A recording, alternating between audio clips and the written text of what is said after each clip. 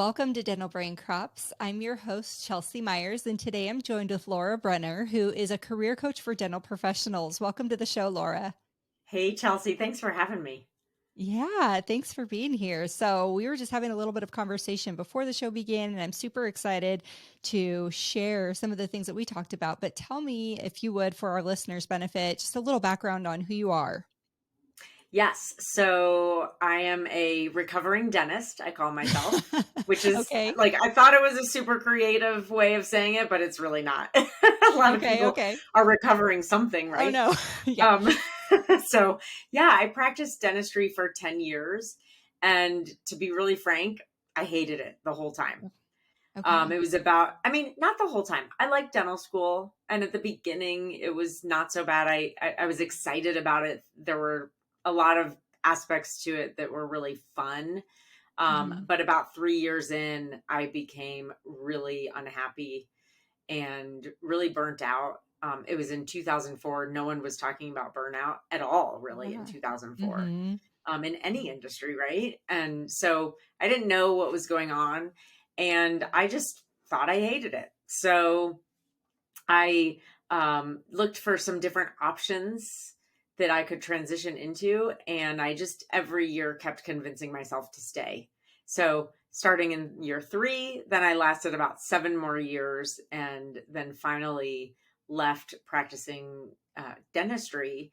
And I left dentistry completely. I went into weight loss coaching and Okay. then several years later came back into dentistry because I was blogging all this time, blogging about my Mhm. journey into and out of dentistry. So I stayed connected. And about 6 years after quitting, I came back into the profession as a coach to help other dentists sort through a lot of the stuff that I went through. Very cool. Very interesting too. So tell me, you said you didn't actually realize that burnout was happening. It just kind of happened. What, looking back, were some of those signs and symptoms? Because I know a lot of people do struggle with that. Yes. So what's interesting is in 2020, January of 2020, I was Mhm. doing a speaking event at a conference, the annual conference here in Denver, and I was doing it on burnout. So I was like, okay, I'm going to research burnout, and I was looking at this checklist of what are all the signs and symptoms of burnout, and I was like, okay, check. This is me. Yes, like everything. I was like, oh my gosh, this is everything that I was experiencing. And Mhm. so I think the most, there's some basic signs and symptoms like you get irritable, you don't have a lot of patience, you get annoyed with people, it's hard to get your day started, you feel sluggish. But there are Mhm. two that stood out to me as the most important ones that if you are experiencing these, you really need to watch out for it. One is they often call it compassion fatigue. Okay. So for me, the way I would describe that is I lost empathy for my patients. They became burdens to me. They became annoying. Like they're showing up and taking care of them no longer felt like I was doing something good in the world.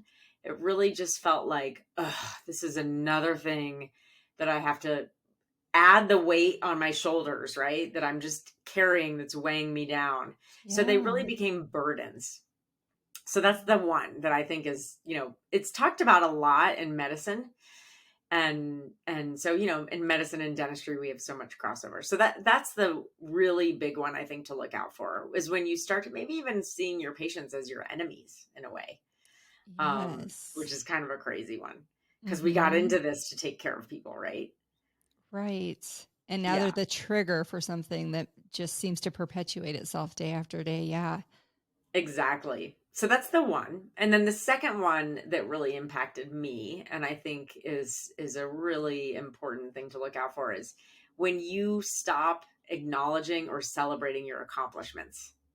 So Mm. if you let's say you've had this amazing case that you did, you really helped someone so much and it came out beautifully. And at the end of it, you're so fried. You can't even appreciate that you did a good job. You're so busy worrying about what's going to go wrong and Mhm. where it's going to come back to bite you and so you're so worried, you're so fried and burned out that you can't even enjoy this accomplishment and you can't even know that you've helped someone because you're too busy focused on all of the pressures and all of the stress that you're experiencing. So you kind of lose you lose out you lose that energy to give, you Okay. know? Mhm. Like you just Mhm. don't have you're just depleted. So those I think are the two most important signs to look for in burnout. And it's interesting too because I didn't know I was burned out. Like I said, nobody was talking about it. So to look back, I was like, "Oh, maybe this is what was going on." And amazing to get through Yeah. to never know. That is super interesting. So let's say that you are still a practicing dentist and you recognize, like, you're listening to this right now going, "Yes, and yes, that's me." The awareness is great, but there's got to be some sort of tactical strategies and tools to work through these types of things. What Let's just kind of hit both of them. If you're having that compassion fatigue, what would your suggestion be? Right. So, okay, so this is where I think it gets really interesting because let me just take a step back for a second because I think we have to really, just like in dentistry, we're diagnosing things. I think we have to Mhm. diagnose, am I burned out or do I hate my work? Right. Now, Yeah. you, I know, love what you do, and I love what I do, and I burn myself out sometimes. Now, if you're like the amazing coach of the year, you probably never get burnt out like I do. Oh, that's not true. We all do, we all do. But hey, that keeps us connected, right? Totally. Yeah, that's true. It keeps us I love that. So, that's so funny. So, yeah, so it's like I know what it's like to love my work and to burn Mhm. myself out because I'm just pushing myself too hard and I'm not taking breaks. And I Right. sometimes think in dentistry that we confuse being burnt out and not liking our work, not liking our livelihood. Now, Mm. obviously, if you don't like what you do, you're going to get burned out more quickly. Mhm. But if we can get really real about what's going on, then if we can get real about it, then we know it's like we've got the diagnosis, we can create the treatment plan. See, I'm getting to where you were what you were asking me. So Yeah. think really thinking about that. Like, am I burnt out? So for me, when I'm burnt out with the work that I love, if I take breaks and if I, go on vacation and if I make sure I'm not working all day Saturday and Sunday, hello, entrepreneurs, you know what that's like, right? It helps me, like that Uh-huh. is what helps me then go back and feel refreshed again, like I have enough to give. And I don't mind sitting and doing those things that if I don't take that time for myself, those things get to be really burdensome, right? Mhm. So that Mhm. I think so to answer that question is like if you're truly burned out, yeah, like I call it the low hanging fruit. Start with self-care, right? Things like taking enough time for yourself, exercising, eating healthy, making sure you get enough sleep. And because most people, if they're not even doing that basic level of self-care, when they do Mhm. that, they'll start to feel better, Yes, right? yes. I actually wrote that down as you were talking. I wrote self-care Uh-huh. because I think what we do is high performers, we just run ourselves straight through the wall because we know what we're doing, we're good at what we're doing. There's like 8 steps to it, and so we just keep going and forget that in order to keep that pace, we've got to have, interval training. We've got to have breaks. We've got to take care of ourselves. Absolutely. Yeah. And so what I'm finding personally, it's really interesting because like thinking and talking about burnout for the last couple of years and then actually burning myself out in this work that I love, I'm like, oh, yeah, that stuff really works. It totally Uh-huh. works, right? But then if you get to the people who are, let's say you're practicing dentistry or doing something else, and you're so burnt out and you're already doing those things and they don't work, right? Like it feels great while you're in yoga, but the minute you leave, you're burnt out and fried. Like, right? Yeah, yeah, for Yeah, sure. your whole life comes crashing in again. Then it's like, okay, I think about what's the next level. And the next level is working on the way you perceive the events around you. And Mhm. so often I'm finding that people who get burnt out really easily are people who get burnt out really easily are people pleasers. They're Okay. perfectionists. They want Mhm. everyone else to be happy. They feel like they need to be the hero. They're carrying the weight of the world on their shoulders. Mhm. And so they're doing that because they care, but they're also putting this expectation on themselves that they have to be the hero and everything. They have to make sure that when their patients come in, that every request they have gets honored, and that if they do work on them, that they make sure that they're always happy and they cover it. And it just quickly leads to that. So some of the stuff that I think that if we could work on looking at those expectations differently and drawing boundaries, then Mhm. it's like drawing boundaries to protect yourself from other people, and it's drawing boundaries to protect yourself from this brain in your head that's Yes. creating all of this pressure for yourself, that other dentists who understand the limitations, the natural limitations of a human being, they're not getting as burnt out. Or they, if they are, they're taking breaks because they're not putting these unrealistic expectations on themselves. Yeah, yeah. I think it was Alan Watts that said, stop shoulding on people. And we have to stop doing that with ourselves too. I should be this. I shouldn't be that. I should be doing this. I should be hitting these marks and these metrics and these KPIs. And it's like, you can only do so much in one run. And Totally. you mentioned two things. You said people pleasing and perfectionism, and I really think there's a lot of overlap there because part of a perfectionistic viewpoint is that everybody should, there's that word again, be looking at and viewing me in a certain way. And if they're not, then it's my fault and I need to fix it. And the reality is, we can't actually control what other people think ever. It's a facade. We think we can and we think we do. But talk a little bit about self perception as it relates to failure, because there are going to be times when you don't nail the case. There are going to be times when you upset people or things don't go right. Yeah, absolutely. So I think that's an interesting way of putting it. This self perception with failure, right? Because we think that when we fail, it's the end of the world, Yeah. right?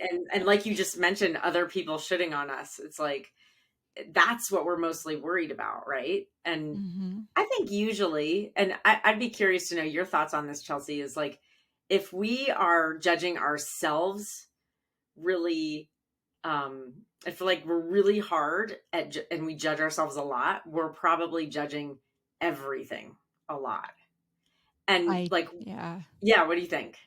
Totally agree. I think that the way we do one thing is the way we do a lot of things. Absolutely. Yeah, right. And if we worry that other people are judging us, then we're probably judging other people really harshly too, as well as ourselves. So a lot of times, if what we perceive as failure might be embarrassing or a judgment, other people just don't even notice because they're too busy either judging themselves or paying attention to themselves. Now, obviously, if like you fail on this is where dentistry gets really challenging because if you have a failure, I mean, we're talking a failure. Like things can go Mhm. wrong and it's not a failure.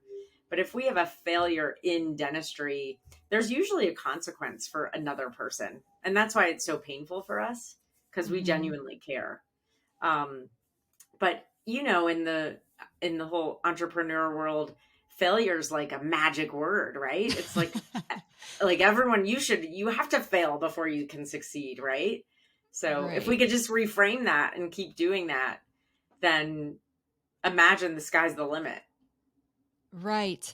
Right. I try really hard to think, this is the perfect opportunity for some reason, because if I'm really experiencing some discomfort as it, related to a failure or a misstep, I feel like I've found the perimeter of my ability to accept myself in those types of situations, and that's where my work needs to start.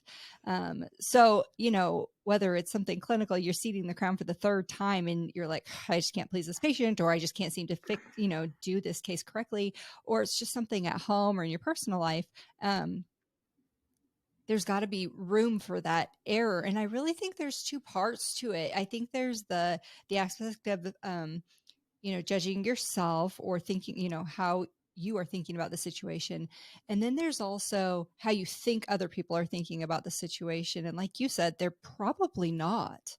But if they are, that's really that's their business, right? Right? That reminds me of the quote that I it's such a great quote. It's what other people think about you is none of your business. Right, and Have for you the heard first time that? You've heard that, I right? have, and the Yeah. first time I did, I was like, "Wait a minute. No, because I want them to think this, that, and the other thing, or they shouldn't be thinking that," but it actually has no impact on me. And I think like 90% of the time, we don't really know what other people are thinking anyways. Even what they choose to tell us is probably a portion of what they're thinking. And so, where we have the most creative power is with our own thoughts and what we choose to dwell on and focus on. Totally. I Okay, love that. so let's talk about I know you do a lot of career coaching now, so let's talk about that journey a little bit. I come to you and I'm like, "Hey, Laura, I know that I'm burned out. I don't know what to do next and I'm basically spinning on a whole bunch of thoughts that I just really wish I could say shh once in a while and they just keep coming." Okay, love that. And what is keeps popping into my head is what I said a couple minutes ago, is this idea of we have to get the diagnosis right, right? So people who come to me and they're like, I'm burnt out. I love what I do. I'm burnt out. This X, Y, and Z is not going well for me. And I want to sort it out and fix it. Great. Mhm. But if people come to me and they're like, I hate everything about dentistry, but they're calling it burnout, it's like the wrong diagnosis. So Okay. to try to work through burnout by changing your mindset, and it's like we got to get this is my own kooky. I've got all these like kooky crazy uh like perspectives on on this stuff, Yeah, because I think a lot of people aren't willing to admit if they don't like the work. You know, anyone who's ever okay, had a career interesting. change is really willing to admit that. Mhm. But it's like so often we're calling it burnout when you're like, there's no hope. So if someone is coming to me and they're like, yeah, I really hate dentistry, I need to quit, but I want to see if I can make it work. Yes, try to make it work. Try all those things we said. Try improving your mindset. Try taking care of yourself. Try designing your career how you want it. So maybe you're only Mhm. working a certain number of days. But if that's not working, then that's a sign that maybe you're in the wrong career. So that's what I really walk people through. It's like helping them really get real about what is going on for them so that they can find the right solutions, the right treatment plans. So it Oh, might that makes be, sense. yeah, it might be staying in dentistry full time and working through it, and just figuring out what you need. Mhm. And it might be saying I'm going to work 2 days a week, because that's the beauty of dentistry, right? I mean, what other career can you work 2 days a week and make a living? Yeah, You know, yeah. it's so cool. And maybe it's I need to leave clinical and go into a non-clinical career. There's so many possibilities that we get tunnel vision, and we railroad ourselves into having zero options. So I love helping people see that really you can design whatever you want your life to look like. No Mhm. one's stopping you except for yourself. Mhm. Yeah, for sure. And those are really big decisions to change from what you're doing to anything else. And so what would be like a tactical um, you know, a tactical tool somebody could use listening right now if they're like, I don't know what I want to do. I don't know if I want to stay or change or leave. How do they clear some of that muddy water? Yeah, that's a great point too. It is a huge decision to make, right? Like we don't take it lightly.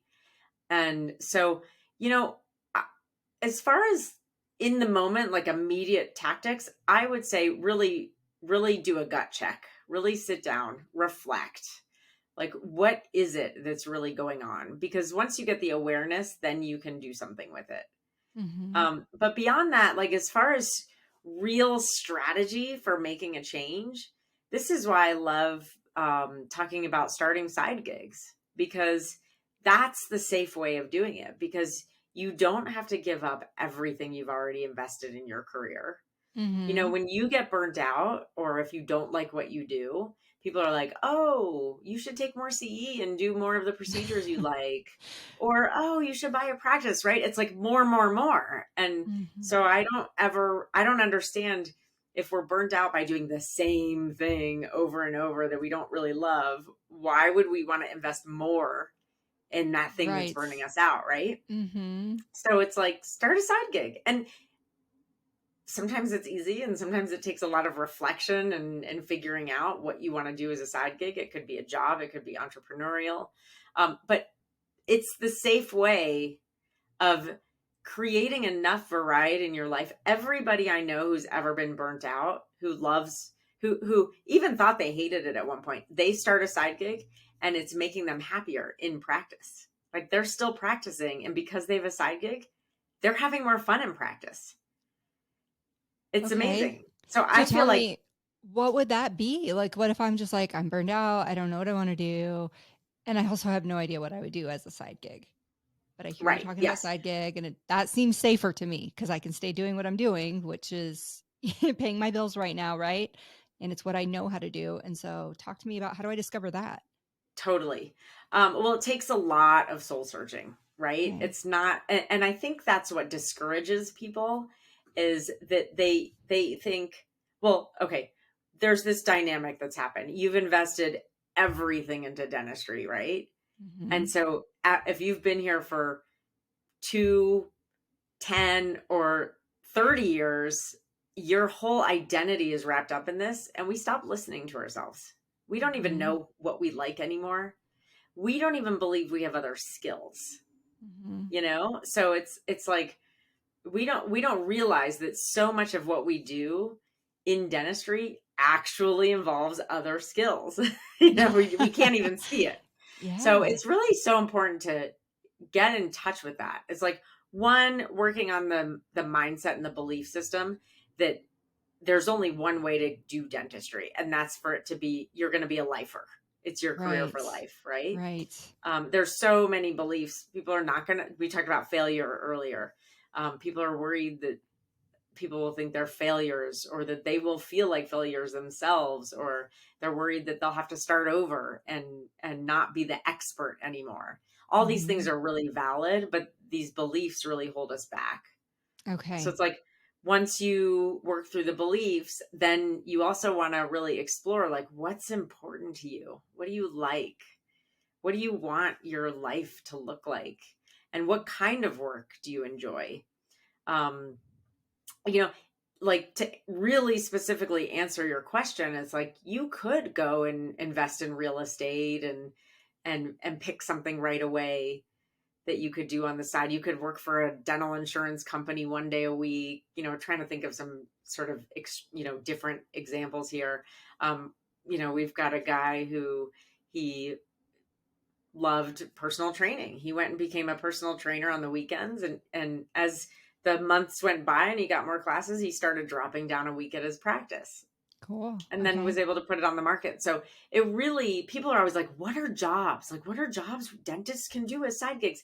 It can be anything. There's actually a clown. I don't remember where they're based. There's a Cirque du Soleil clown who was a Okay. dentist. Wow. Isn't that Wow. crazy? Yeah. Yeah. So the belief that it's got to be dentistry, like traditional, or some sort of extension of the dental industry is what's holding people back. Yeah, it's this belief that, I use the analogy a lot of, like, it's like a relationship. It's like I got married and I can't get a separation or a divorce, or right. It's like I chose Yeah. this, and people are worried about their return on investment. They don't want to have invested so much in it and then walk away. There's so many beliefs about it that if we just chip away at them one by one, we realize, like we said earlier, no one cares what you do. They're Mhm. gonna If you are confident about what you change to, the people around you are gonna support you. They might give you a little bit of a hassle, a little bit of a hazing at the beginning, but it's because they think they're helping you. Yeah, and even if they don't support you, let's say they don't, what is it costing you to continue doing something that you know is not working for you. You don't have to know what the next right thing is yet. If you know what you're doing is not working, I think that's really important to pay attention to. Exactly. Absolutely. It's like, do you want to wake up at 65 years old? And I say 65. I said this to a group of non-dentists one time and they were offended because they were like, 65 isn't old. I'm using Mhm. 65, not as old, but as a retirement age for dentists, Yeah, right? yeah, right. So if you're waking up at 65 and you're still going into the dental office and the alarm clock goes off and you sit on the edge of your bed and you struggle to stand up because you're thinking, have I done this? Do I have to go do this yet another day of my life? Like, Mhm. imagine your whole life passing you by and getting to the end of your career and asking yourself, am I still doing this every day? Mhm. What will you feel like? Right.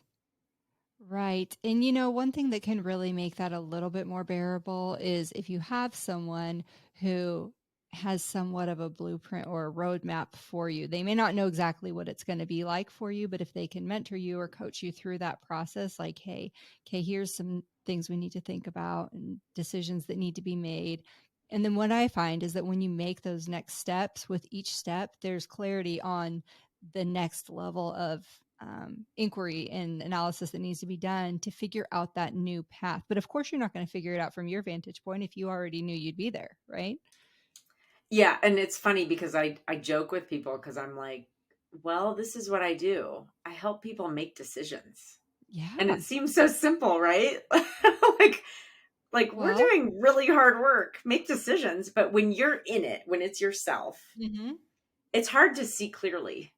So, like you're saying, working with someone helps you get that clarity and also every step you take builds more confidence, right. right? So it's like you Right. get more clarity and more confidence every step of the way. Yes. And so I do think approaching something like that, you would need to go back to what we were talking about earlier, some sort of tolerance for failure or open mindedness for things not going the way that you think they're going to go. Because the reality is a brand new path for you. Exactly. Exactly. Yeah, you've got to get comfortable and either tolerance for failure, right? Just and a reframe for it too, right? Cuz Right. Yeah. If I'm going to start a blog like you did, I might, one person might read it that month. Maybe nobody likes my post. And that's got to be okay because I'm not doing it for the likes or for the immediate, social acceptance of it. I'm doing it because I'm creating a new path. And so, really, I think we need to get specific on what is success? How am I going to be successful as I take this next step? What will that look like for me? Rather than looking externally to decide, have I been successful? We'll know automatically because we've already decided success is if I write 4 blog posts a month, one each week. And then it doesn't really matter what else happens outside of that if that's my definition. But I think having the taking the time and having the priority that if I create my experiences, part of that is defining in advance what they need to entail. I think that really helps a lot, especially if you're trying to avoid burnout and overwhelm. that is such a great point. I know I had to even after I left dentistry. I had because it is like getting a divorce. So you still grieve it after the fact. Mhm. Mhm. And I had to really redefine what success meant for me because Yeah. my old definitions of success were what were keeping me stuck, but also Okay. making me feel bad about myself. Mhm. So Mhm. I think that is another and your point about like starting a blog and being okay. That's exactly what happened to me was Mhm. starting a blog. No one read it, but I knew that I didn't know what else to do. So I was like, I just need to be creative. And Yeah. that process, like you're saying, of pouring yourself into something on your terms, using your own parameters, that's what's going to open doors for you and you're going to begin to figure it out. Mhm. Mhm. Yeah, I love that. So what would you say today your definition of success is for your own Ooh, what you're yes. doing? So it used to be honestly, it was money. It was like the Okay. more Yeah. money you make, I think it's that for a lot of people, and that's Absolutely. right. Super common. So it was like money and respect, and now it's I I want to feel like I help other people while I'm supporting myself. So we talked about earlier, it does tie back to this people pleasing and the perfectionism and take putting everyone else first. It's like dentistry showed me that okay, it's if you help people, you can logically know how much you're impacting people's lives, but you have to feel it Yeah. yourself. You have to feel it in your heart. You can't just Mhm. logically convince yourself, because dentistry is amazing. Like it's life changing for people, and that's something I like to be clear is I'm really open about hating doing the work, but that it's still the most amazing profession. It's such a I wish I loved it. Right? It's a great field, and like there's Yeah. so many great reasons why people should still do it if they Yeah. like it. If it's right. Um, so success for me really, because of that experience, is it has to be that I'm filling my own bucket while I'm helping Mhm. someone else. So yeah, I think that's kind of the primary thing is like, how can I impact other people in a way that I impact myself? I Doesn't love make that. Yeah. And it doesn't make us like if we want to include, I also think, and maybe I'm gonna say something that's not a true stereotype, but I think for a lot of women too, like we grow up thinking that we have to put everyone else first. And Oh, by the way, I talk okay. to a lot of men that do this in dentistry. They want to put everyone first. That Yeah. if we ever include ourselves in the equation, so that instead of putting someone else first at your own expense, you make it a win-win. I think as women, Mhm. a lot of times we're made to still feel like we're being selfish. That's just it. That was what was running through my mind. I was having a conversation recently with someone, and he said, "So, how do you distinguish between selfishness and self care?" And I had to take a lot of, I took a step back and I had to think about that because what I would personally at this stage in my life consider just self care and necessary and even appropriate. Somebody else might look at that and be like, you could be highly productive in a lot of other ways or doing a lot of things for a lot of other people during however many hours you're self caring each week. So, how do you answer that? How do you obviously you mentioned gut check, but is there some sort of like formula or recipe, like things that definitely would fall into the self care versus selfish, or what do you think? Oh, it's a constant I'm constantly working on it because something happened to me in my in my growing up, Yeah. process where I was like, "Oh, I have to put everyone else first," or at least I have to have the perception of that. So it's always checking in and noticing like if I feel backed into a corner with certain things, it's like, "Wait a minute, am I putting myself here because I think I need to put them first?" Hmm. But it's also the reminder that like there's a win-win where I can help you and I can win at the same time. I don't have to sacrifice myself in order for it to be a worthy win on your part, a worthy Right. generous give. So yeah, it's a practice that I do a lot where it's really just watching my patterns and noticing when I get triggered by an event with someone or something that happens, and really trying to then take a step back and getting that awareness and go, okay, what's really going on here? Remember, Hmm. you don't have to always sacrifice yourself to take care of the other person. It's like the oxygen mask when you're on the airplane. They tell you to put Totally. it on yourself first. And most people wouldn't want you to. I know I don't want to be anybody's excuse. I don't want to be my kid's excuse or my mom's excuse or my husband's excuse. I don't want that. And I don't think anybody wants to be our excuse for not taking care of ourselves. And it's not sustainable. It's really not. I think it's just the perfect path to burnout actually if you're constantly putting other people first. I like listening to pioneers of thought leadership, and Neville Goddard talks about no matter what we're doing, we're still there could still be a selfish component involved, because if my desire is to please Laura first or take care of her first, I'm still satisfying my desire to take care of Laura first, no matter what the reasons are. And so you have to get really honest with yourself about, why am I doing this versus taking care of me? And just recognize it's not that the thing you're choosing to do is wrong or bad or that you need to change it, but recognize that there is still a component of you pleasing you, and what you want to do is please her. Does that? Oh my gosh, can I add something to that? I Yeah, love that. totally. Uh-huh. So, when you're like, if you're in the dental practice and you're people pleasing, you're trying to please your patients, you're trying to please your team, you're trying to make everything great for everyone else. Look at what is your intention behind that, because normally, many times, the intention, if you're going way overboard with that all the time with so much pressure, the intention is you're wanting to be liked, Right. right? And that's actually selfish. I want people to like me.